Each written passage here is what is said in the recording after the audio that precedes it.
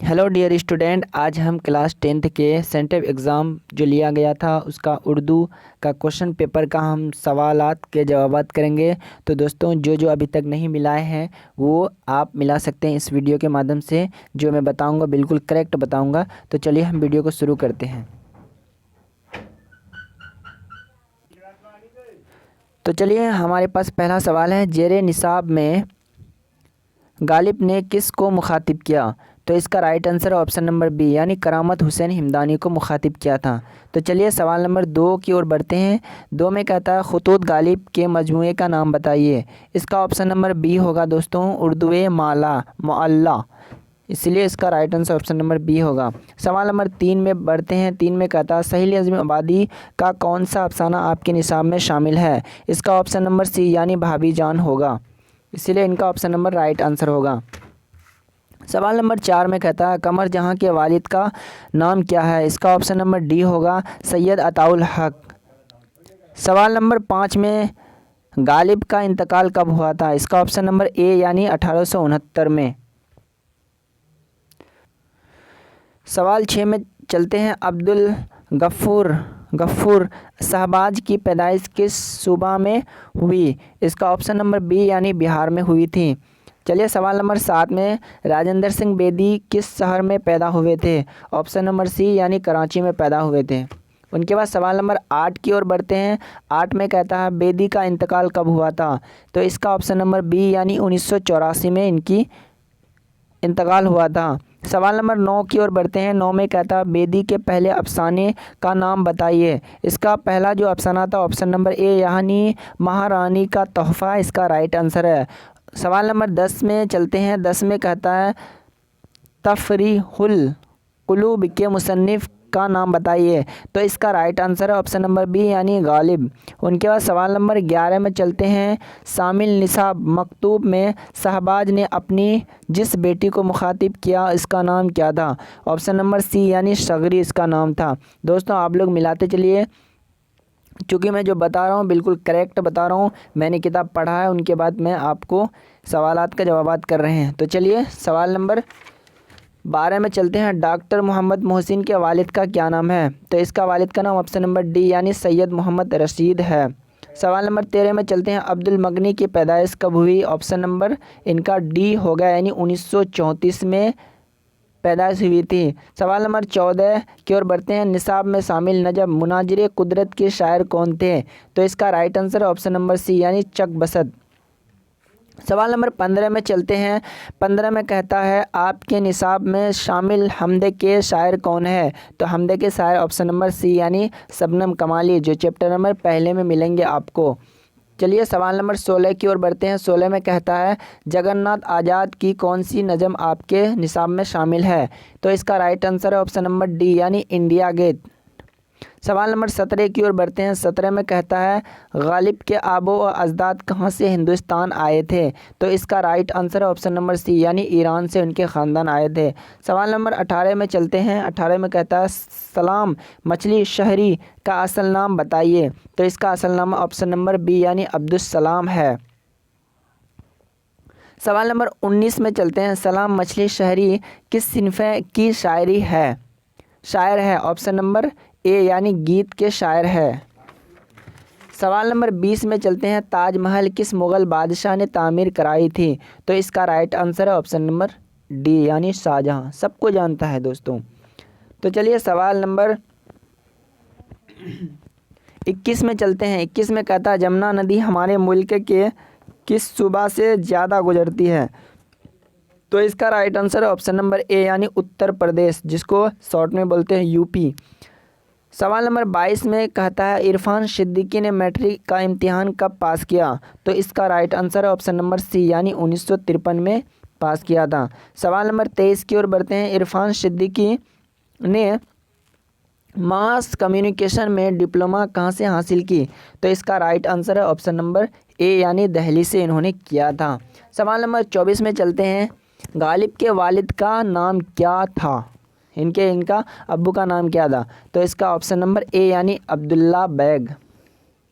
सवाल नंबर 25 में बढ़ते हैं। 25 में कहता है परवेज़ शाहिदी के वालिद का नाम बताइए। इसका राइट आंसर है ऑप्शन नंबर बी यानी सैयद अहमद हुसैन उनके वालिद का नाम था। सवाल नंबर 26 की ओर बढ़ते हैं। आर्यभट्ट की पैदाइश कहाँ हुई थी? आर्यभट्ट की पैदाइश ऑप्शन नंबर बी सही होगा, जो बिहार में पैदाइश हुई थी। सवाल नंबर 27 में चलते हैं। आर्यभट्ट ने अपना तजुर्बागाह कहाँ कायम किया था? इसका ऑप्शन नंबर सी यानी तेलंगाना में जो कायम किया था।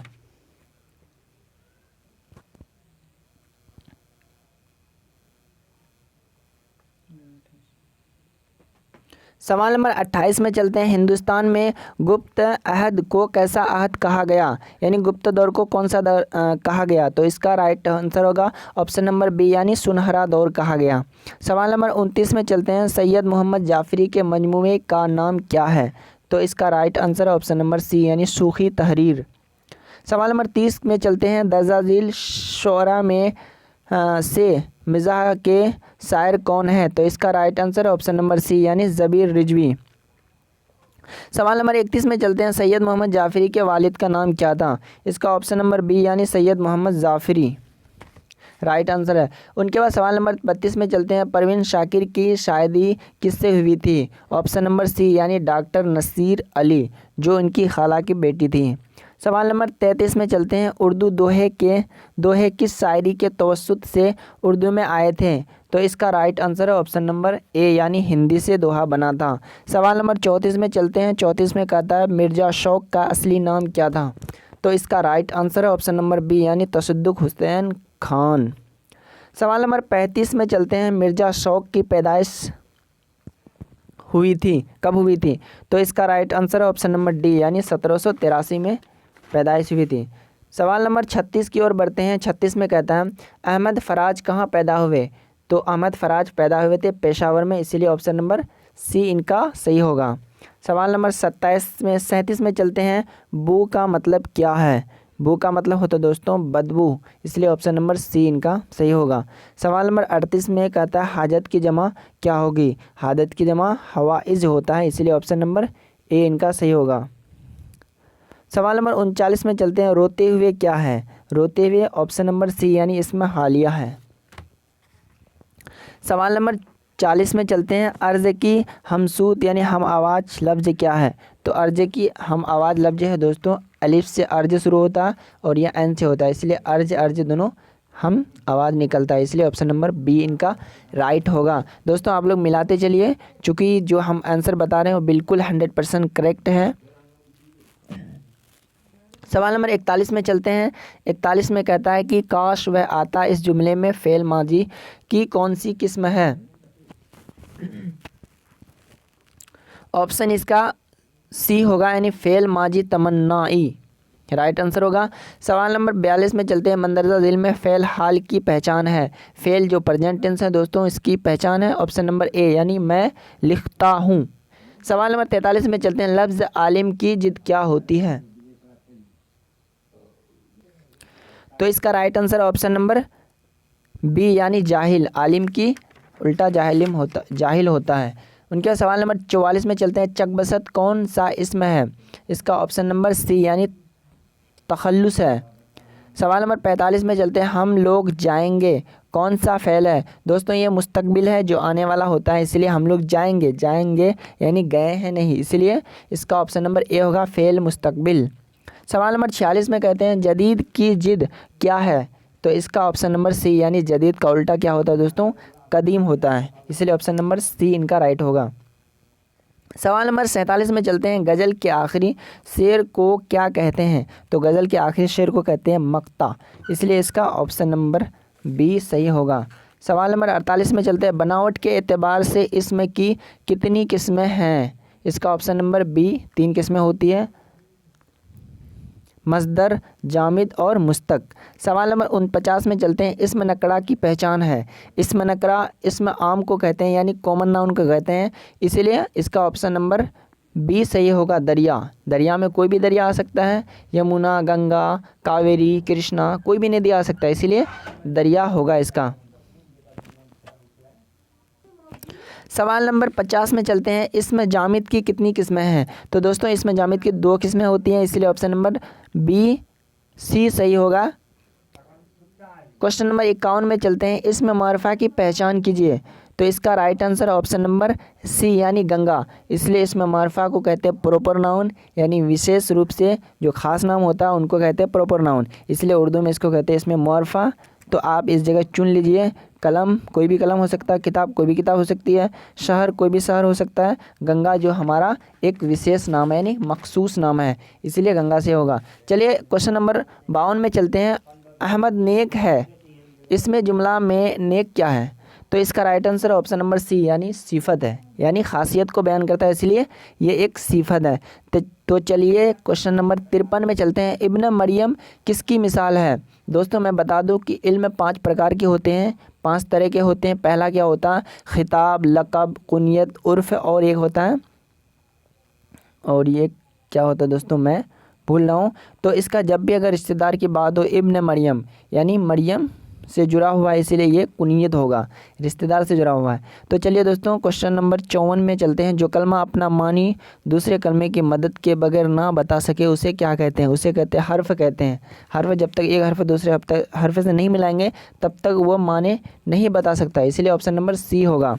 सवाल नंबर 55 में चलते हैं। मंदरजा झील में लक़ब की मिसाल कौन सी है? तो लक़ब की मिसाल ऑप्शन नंबर बी है यानी खान बहादुर। सवाल नंबर 56 में चलते हैं। कहानी सूरज का घोड़ा किसने लिखी है? कहानी सूरज का घोड़ा जो लिखी है ऑप्शन नंबर सी यानी वैक्यूम मोहम्मद बशीर ने लिखा है। सवाल नंबर 57 में चलते हैं। अंग्रेजी बाबू किसने लिखी? अंग्रेजी बाबू लिखी है दोस्तों ऑप्शन नंबर सी यानी अंदर गोस्वामी। सवाल नंबर 58 में चलते हैं। 58 में कहता है बारिश की एक सुबह किस जुबान में लिखी हुई है? ये लिखी हुई है दोस्तों उड़िया जुबान, यानी इसलिए ऑप्शन नंबर बी इनका सही होगा। दोस्तों आप लोग मिलाते चलिए, चूँकि मैं सही मैं बता रहा हूँ, ये बहुत ही इंपॉर्टेंट क्वेश्चन है। तो चलिए सवाल नंबर 59 में चलते हैं। ज़ेरे निसाब नजम दिए का मुतरजिम कौन है? तो इसका ऑप्शन नंबर डी होगा, इसने हैदर जाफ़री सैयद इसका राइट आंसर है। तो चलिए हम अंतिम क्वेश्चन की ओर चलते हैं। लास्ट सवाल में कहता है नजम इंसान के शायर कौन है? इसका ऑप्शन नंबर सी है शशिंदर शर्मा, राइट आंसर है। दोस्तों अगर वीडियो अच्छी लगी तो वीडियो को लाइक करें, अगर अभी तक मेरे चैनल को सब्सक्राइब नहीं किया तो प्लीज़ चैनल को सब्सक्राइब कर दें।